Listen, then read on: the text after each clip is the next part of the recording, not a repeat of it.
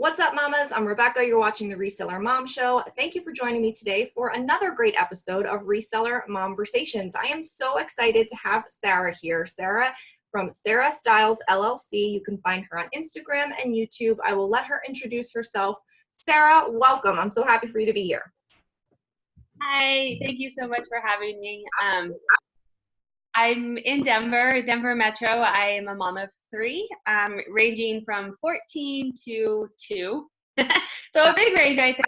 My 2-year-old is home with me right now, so hopefully we can do this. I resell, and then I also have an analytical dashboard for resellers, one for all platform sales, and then one for Poshmark specifically to look at your inventory. Awesome. And I'm sorry, did you say how long you've been reselling for? I've been reselling for 1 year, but I did upcycle before that. So I've been upcycling for 15 years. So I was on Etsy, and then I was, before, internet platforms, 15 years ago, I was selling locally in boutiques and all of that. So always as a side hustle, but for 15 years I've been doing that. Last year I went strictly reselling because it's really hard to sew when you have children. Okay. I'm having a hard time trying to do the upcycle stuff, and I also my stuff on Poshmark, and I was like, oh, I can just straight resell, right? Right. And so I started December of last year, December of 2018. It's now last year.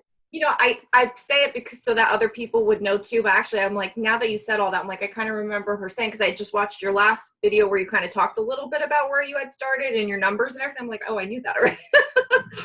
For everybody to know. So you're on Instagram, you're on YouTube, and then the dashboard is on Etsy. Yes. And what?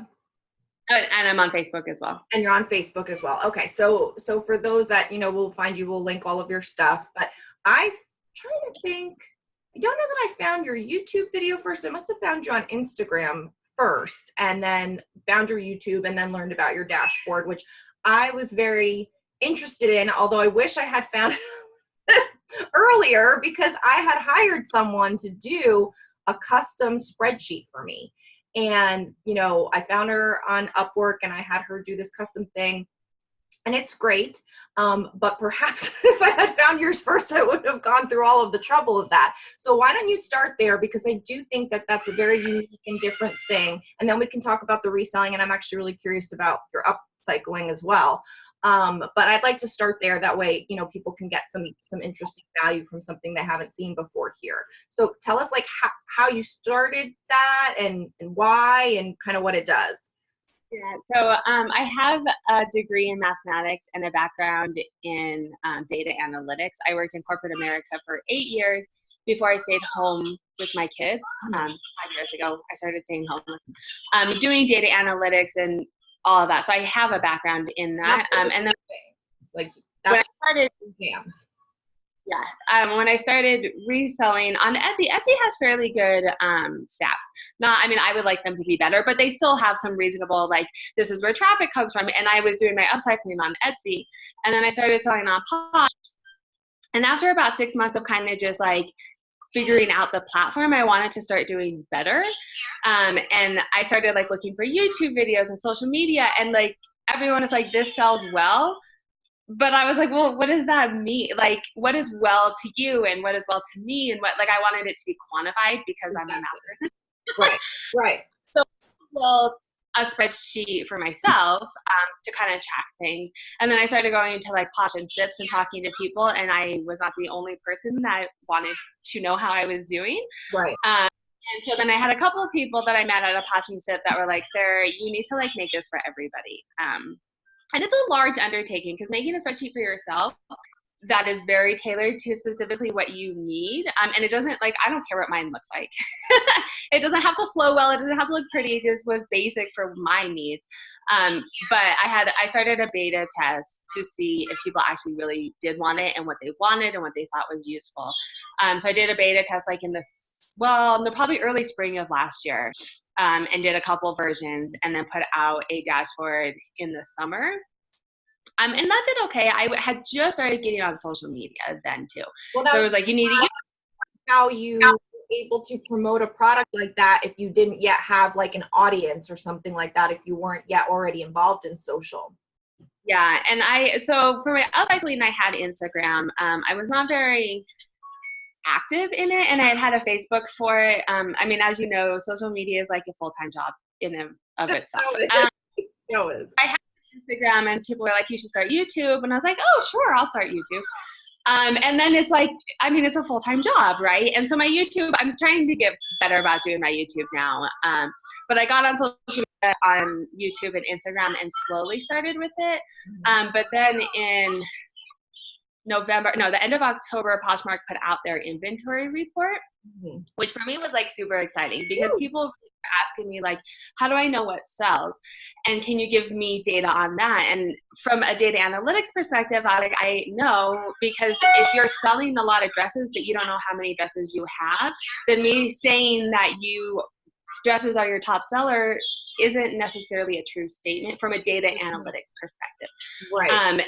I wasn't putting that kind of data in my first dashboard. And so when Poshmark came out with the inventory report, I was like, this is glorious. Now you can compare what you're selling to what you have on hand. So I went through in November, and bless my family and my husband's heart, I was working like a beast. I mean, I'm talking like 5 or 6 hours on Thanksgiving to get the dashboard. Yeah, I know. bless my family's heart. It was in between like going to families' houses and like, you know, I have little kids, so they were napping. But to get the dashboard out by December. And then by then I had slowly built up a little bit of Instagram and kind of YouTube.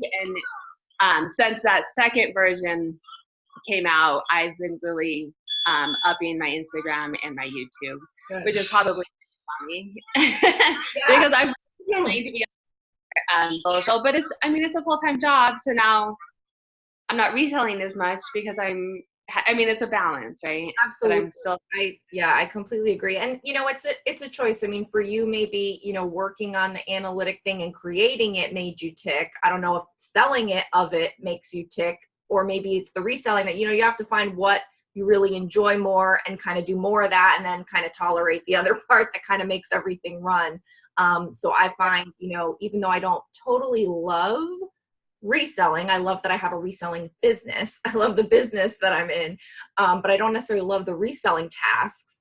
I do those, but then I kind of reward myself with doing some of the YouTube things that I really want to do because I'm more of creative in that way. So, or at least I'd like to think so. Who knows? So, you know, hopefully we'll be able to find a good balance. Well, and that's kind of where I'm at this year too. And I am a big proponent of figuring out what you're, like you said, figuring out what you're good at. And I outsource. I hate listing. And I will do it to a certain extent, but if I'm really busy, I have someone who lists for me because it still gets things out there. But then I'm the only person that can build the dashboard.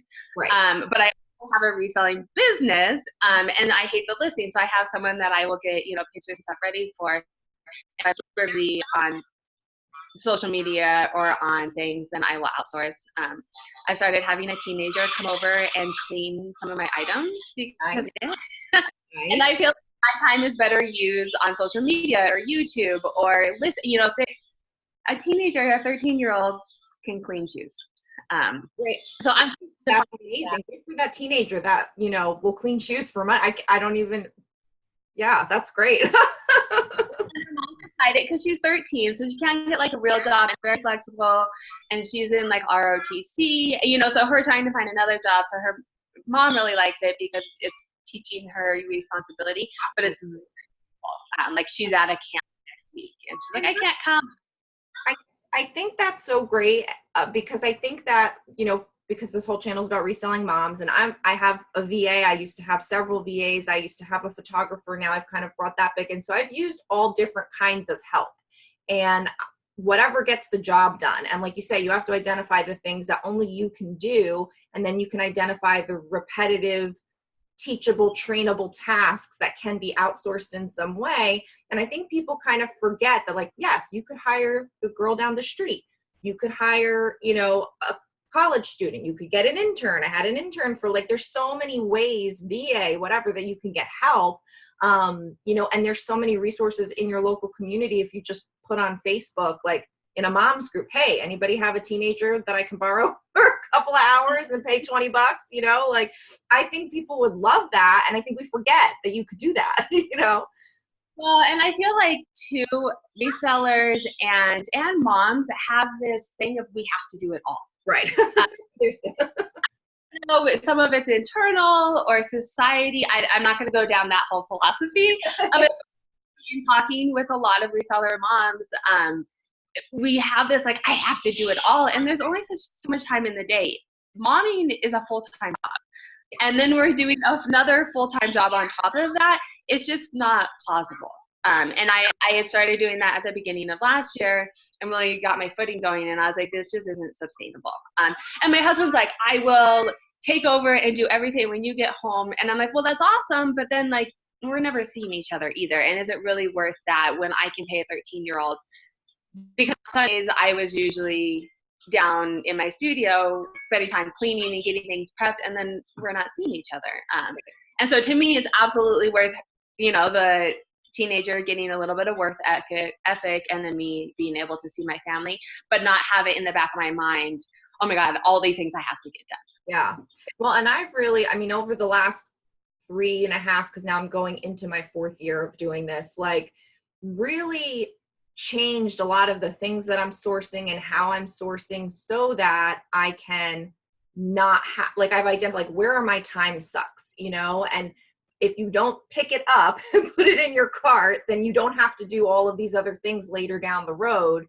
But it is hard at that moment because you want to see the value and you want to see the potential in something to identify, like, is it worth my time? Does it need to be steamed? Can I just throw it in the washer? Is it going to take like a whole soaking situation? Or if you do shoes, you know, I don't deal with that, but, you know, shoe things, whatever, you know, like, or sometimes I would buy things knowing that I wouldn't sell it online, but I could sell it at a consignment store, make a little bit of profit. I'm like, is that even worth doing? You know, like, there's just so many things that you could identify when forcing have the fall and to leave something behind.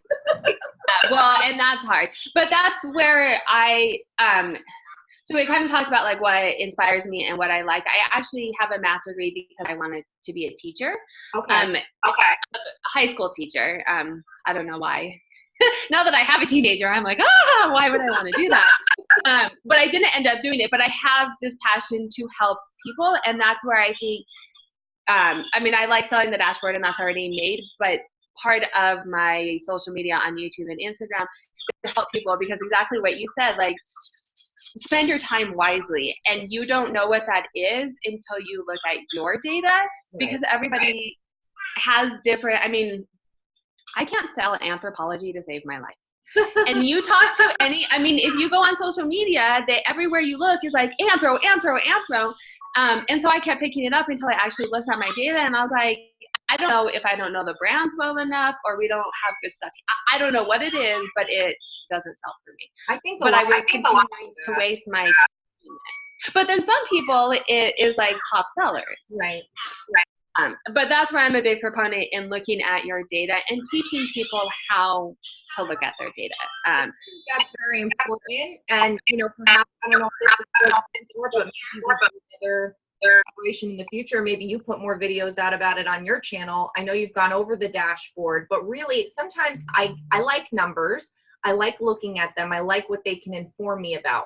But I find that sometimes I get in there and then I almost come out more confused than I had started, because now I know things, but it's like you could look at a statistic this way, but then if you switch it, you can get like a different picture or something like that. And then I confuse myself because I don't, I guess, know how to decipher what are the most helpful and insightful stats. I'm just looking at numbers as numbers, whereas you being an analyst, you know what they mean and you know what's behind just a computation or something like that.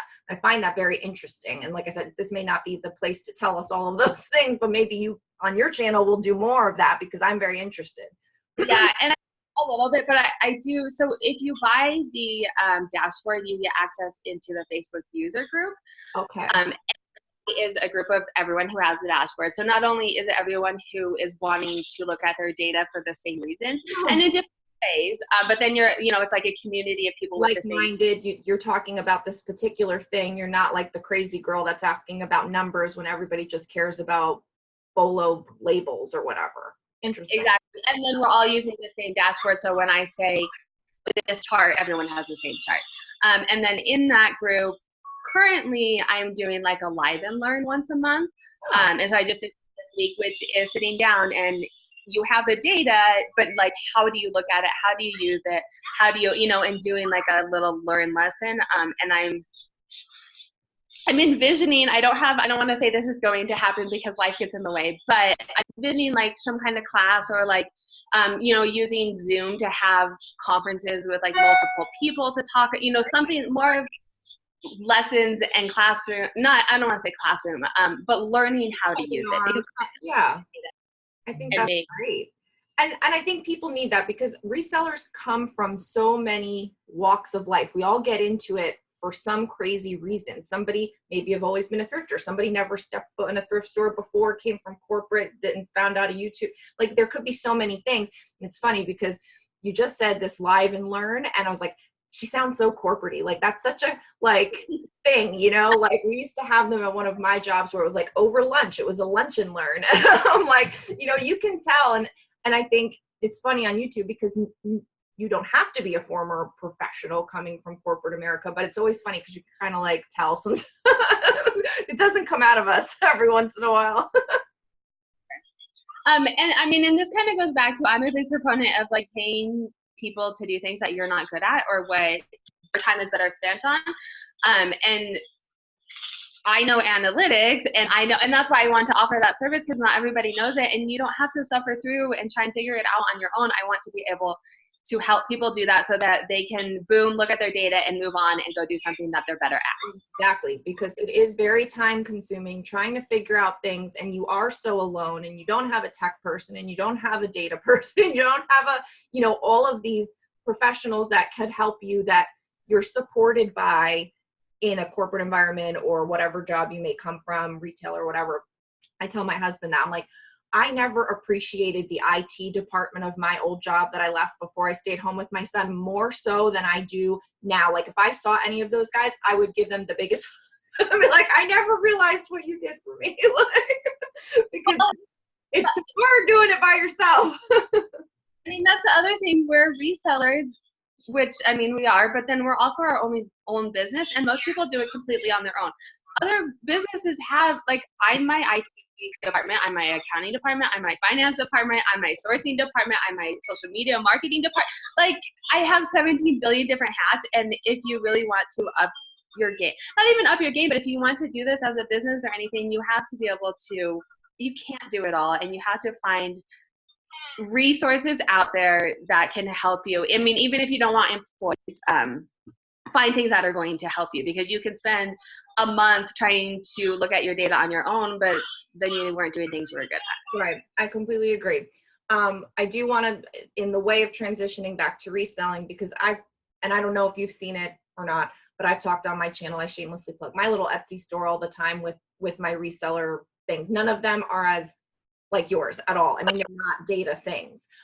They're, listing forms and stickers, things that I can do, things that I have used in my business. But I'm just curious, like, because you found a need for yourself and then you helped other people with it. So you're like, okay, clearly, if I build it, they will come. And if I put it out there, how is it, I guess, as a person that tries to be very nice and not salesy about promoting my stuff that's available as resources, I'm just curious what your philosophy is or how you handle that.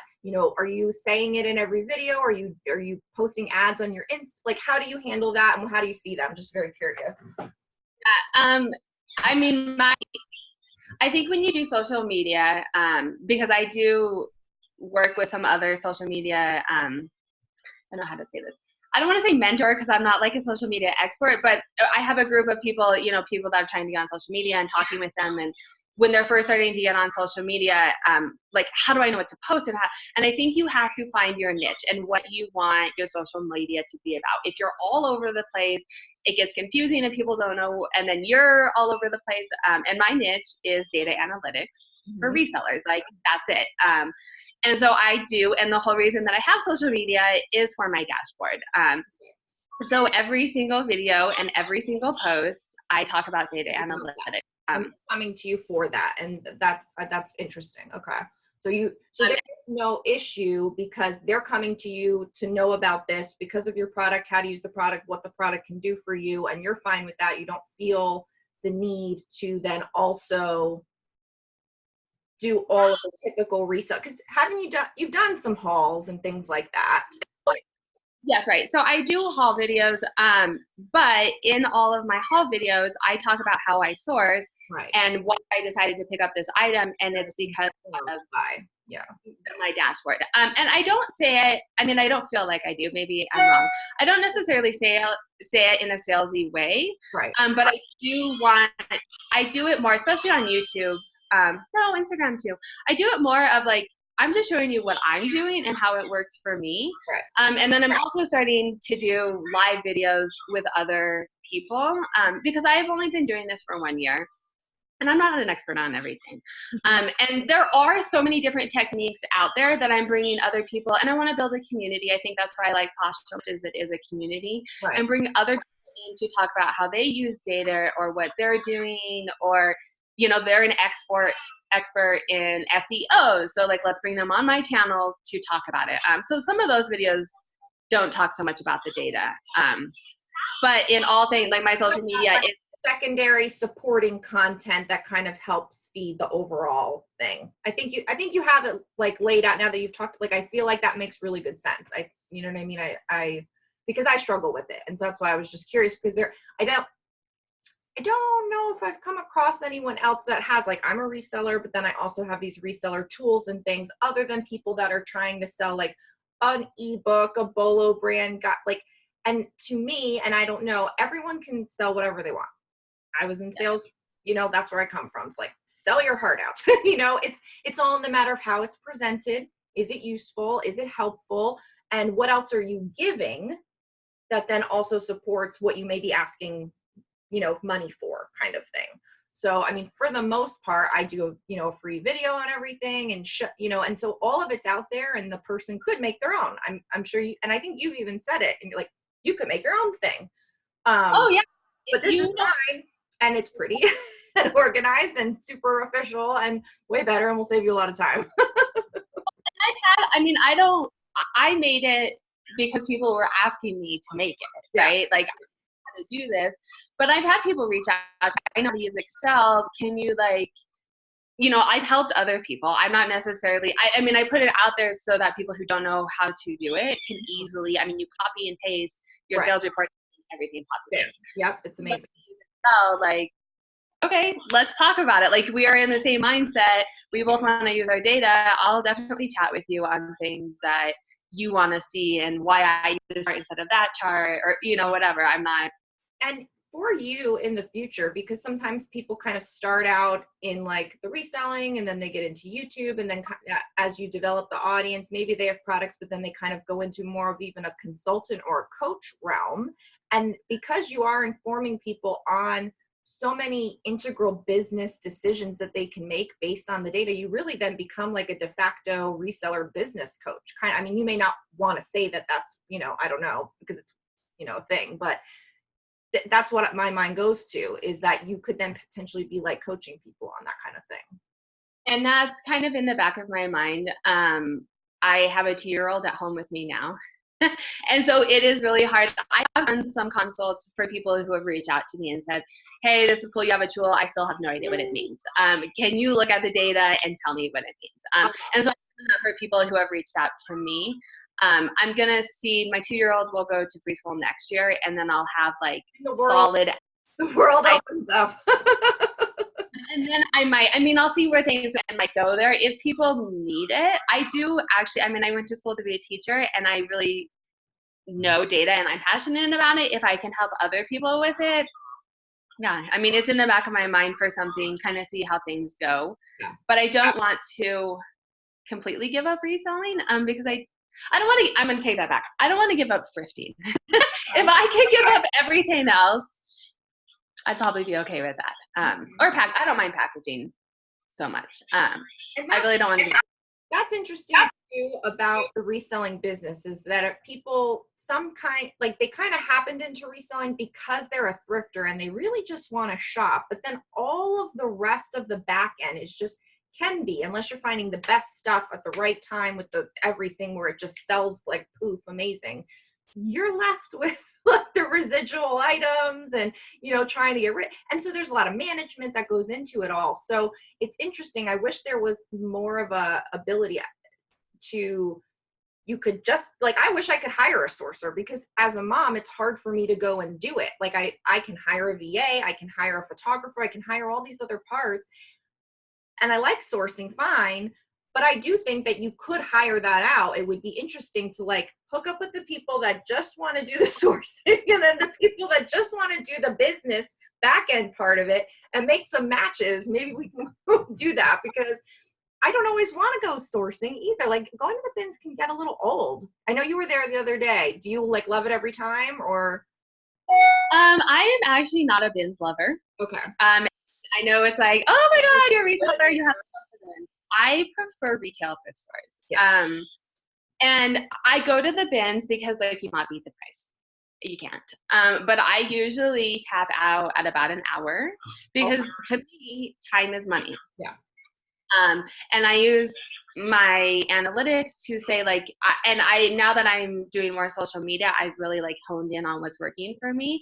And I want to be able to go to the store and only look at certain categories that are selling for me. And you can't, minus shoes in our area, minus shoes, you can't look at specific categories. You just go through and you find what you find.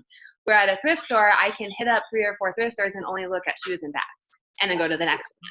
And for me, it's more efficient. Yes, I pay a little bit more up front, but I have an average sale price that my dashboard is telling me, if you want to make this amount of money, you need to have this average sale price. And so when I buy things, I aim for that average sale price. And if I can't hit that average sale price, I don't buy it. And so if I'm paying a little bit more money, but then my average sale price is higher, I don't mind so much paying more money. And I have a hard time at the bins because I'm like, oh, it's so cheap, it'll sell. And then I end up to get home and I'm like, I have to list all this. Down, very disciplined and very like ruthless, like, okay, yep, $40, no, okay, goodbye. Like this, $20, no, can't do it. Like, and just where it's hard, I mean, it's hard. Like I'm getting better. It's like levels of getting better. Like it's so hard to leave it behind. I'm a negative person often, and yet for somehow when I'm thrifting, I'm the most positive. Like someone wants this. This is gonna sell. It's fine. I'm jealous of you. I'll do it. And until I started looking at my data, I did it. And it took me months and months. And I still do it sometimes. If I think it's going to sell fast. Like I bought a Torrid belt buckle thing, which I knew it wasn't going to sell really high because the retail value, it was new with tags, but the retail value on it is like $30. Right. So like I sell it you can't. Yeah, but it sold in like 2 days. Yeah. So sometimes I deviate from that average sale price, or sometimes like I have a hard time with vintage because I'm like, that is just so cute. Like I want someone to wear that, whether I don't have that money or not. But I think if you're going to do it as a business and want to make money at it, you have to treat it like a business, and you have to. And I recognize that, and I've kind of put that out, things out on Instagram to people as not only a reminder for me and a motivation for me to bring that fortitude and stuff. But I put it out there as well because I think we all have a little bit, we have a soft spot for these things. We want to save them. We want to see someone have it. We want it to have a second home, all those good intentions. And then, and for me, what gets me is like when I come around to inventory time and I see all the things that haven't sold, or I'm thinking I should relist it, or, all of these things later on where I'm like, I wouldn't have to deal with any of these jokers if I had bought properly to begin with. And that's where now that I've been doing it a few times and I've had that repetitive annual cycle, it's really, you know. But I think always, I mean, that's kind of the cool thing is we're always learning and growing. And even if you've been reselling for 10 years, you know something more this year, then there's so many brands and so many, I mean, Oh yeah. and the selling game is constantly changing. There's Right. new platforms. I mean, it's constantly growing and changing. So I think even for anybody, they kind of go through that. Look at stuff I bought a year ago and I'm like, I don't want to look at this ever again. Yeah. Well, and I want to be mindful of your time and everyone watching, but I did just want to briefly touch on your upcycling, because I'm very curious about that. I really have to restrain myself sometimes. I'm like, oh, I could do something. Like, I'm feeling very crafty, because I used to love to craft pre-geo, you know, like being a crazy person. And so what kind of things did you source? What did you make with them? Like, just a little. So it started when I was in high school. And so I've been thrifting my entire life because my dad was a police officer and my mom stayed at home and there were 6 children. So needless to say, we didn't have all the money. I mean, I wouldn't say we were poor, but we were very mindful of how we spent. And so we thrifted. And I hated it growing up. And now I'm so thankful that my mom taught me how to do it. But in high school, I would see these items that my friends are wearing, and I couldn't afford to go to the mall and buy them. And so, but I'm like, I could totally make that. Someone taught me to sew, and I started making my own clothes in high school. And then I got out of high school and there was a couple boutiques in the Denver metro area that sold local designers. And so I would sell stuff there. And so that in my early 20s, it was more like fashion upcycling. So like changing a pair of jeans into a dress. Or I took like men's ties and made it like into a dress out of men's ties. And so I did that kind of on the side for a while through my 20s. And then I had my daughter 5 years ago. And I was nursing her and I could not find cute nursing clothes that were like a reasonable price. And so I started like adding clips to my shirts or like going to and making my own. And then I had friends that were like, oh, can you make me some? Yeah. You should put them on Etsy. And so I started doing them on Etsy. So I was doing thrifting clothes, turning them into nursing clothes. And then I also was making baby wearing sweatshirts. So I wore my kids in carriers a lot. But in Colorado, it gets cold. And you can't really, like, kids get cold, but putting them in a big puffy jacket in a carrier is kind of awkward.